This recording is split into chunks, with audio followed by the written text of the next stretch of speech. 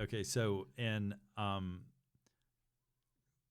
don't know how long you'd been there, but not very long, and we were going to go up to was it Mazar? Mm-hmm. Okay, we're going to go up to Mazar, and we were going to fly up there and take some vehicles in the back of the airplane. It was a pretty cool trip. Long story short, we go up there, and we're on an ODA base, Mm-hmm. and we have a little shack on it, and we're running. It's Green Berets for the audience. Sorry, yeah, Yep. we're on a little Green Beret base on the perimeter of the airfield, and we're running night operations in our little Land Cruisers out of there into town. Being super sneaky. And but during the day we were bored. We didn't have anything to do, so we were kind of training. So we had plenty of bullets, and there was a little range right there, so we went out there to shoot. And yeah. So we went out there to shoot, and we had set up a little competition shoot to make this brief. And you and I there were like 7 or 8 people there. Yeah. And a couple of females, and Yep. they were pretty good shots if I remember right. Yep. And so we had waxed everybody else, and I was like, there's no way that this fucking jarhead is gonna beat me. I don't know if you've heard or not, but I was a Navy SEAL. I was thinking in my head, you know. True story. And dude, we got up there and we were running down the line of the targets and we got to like the second to last or whatever, and I threw a shot and you cleaned it, and then I finished up and was like woefully behind you.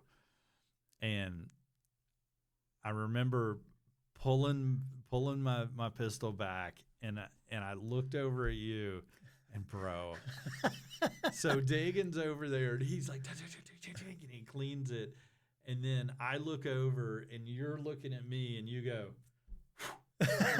and then fucking holster it. And I've never come so close to shooting To homicide? Dude, I knew. I was sitting, I look over at you, and I almost just went, "Doosh." I was like, this motherfucker, dude.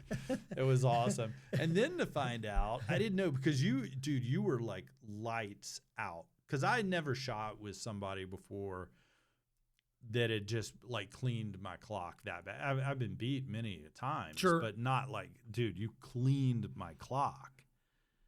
And I was like, what the fuck, dude? And then we got to drinking that night, and you told me that you had spent like the last year, dude, testing slides or something in the Marine Corps. Yeah, I took this. Right. So I would have,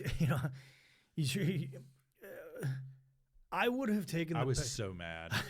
Anyway. I would have taken the Pepsi challenge with anybody during that time, right? Right. So yeah, that what had happened was that, one of the odd jobs I was doing, waiting for my clearance and stuff to go through, was one of my good friends had started a contracting company where there's a test facility in the Marine Corps called the is it the OTF, Ordnance Test Facility? I think More Force Syscom. It's basically like Marine Force Systems Command. Just think of it. That's where they test all the gear. It doesn't matter whether it's a glove, a boot, an Abrams tank, or a sniper rifle. Like, they put everything That's through where the it goes through. right. Yeah. It goes through the test, right? It's like Navy's version of Crane. Crane, right? correct. Yeah, okay. And so I asked the guy, I was like, hey, if you got any work, I'm available. And he said, hey, we have a pistol test coming up where they were basically testing. The recon community was going to a different slide on their 1911s. Okay. Because the recon guys would predominantly carry 1911 at the time, Yeah. right? I don't know what they carry now. But anyways, it wasn't even a functionality. It wasn't an accuracy test. It wasn't all they wanted to do was see which slide would break. And it was basically like 2,000 rounds.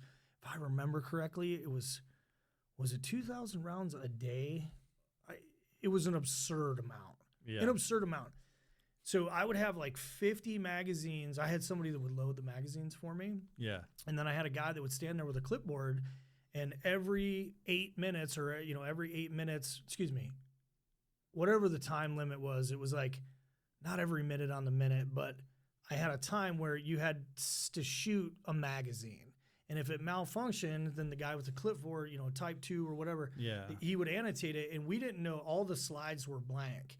So you couldn't walk up and be like, oh, that's a Kimber, that's going to be the winner, or a Wilson Combat or something, right? Like, so Right. They're all blanks. they're all blanks. And that's all we did for a month. I think it went on for 2. Right. You know what I mean? So I could shoot a tic-tac out of the sky at 25 yards. There's just so many rounds. Yeah. You know what I mean? Yeah. So many rounds. And at the time, I was like, this is hell on earth. Like, I'm doing everything I can not to put the pistol in my mouth. You know what I mean? Like, this is so, like the first monotonous, couple, just brutal, right? And of course, we made it fun and, we were dicking around or whatever. But at the time, I was like, this is so horrible. This is horrible. But then I went right into selection. Yeah. After that. And so, like, they probably thought you were a god. They were like, where is this guy from? Well, the guy that ran it, and we were talking about him earlier, he came up at the end of like the first full day where you kind of do all of the shooting. Right. And I was the only one in the class that I was done. Yeah. Try one, day one, done. Right. And he came up to me and he goes, do you shoot professionally? And keep in mind, I'm the only guy in the selection class that has not been on the job. Everybody else in the selection class had already been on the job forever. Right, they're just coming through the sustainment part of Correct. it. Right, yeah. And I said, he goes, do you shoot professionally? I go, well, isn't this kind of what we're here for? Like, if I don't, isn't that what this job is? Yeah. Right. And he goes, no. He's like, are you like pro sponsored IPSC or whatever? Right. And I said, no, but I just shot 60,000 rounds of 45, in Quantico over this pistol test. And he was a Marine, so he knew.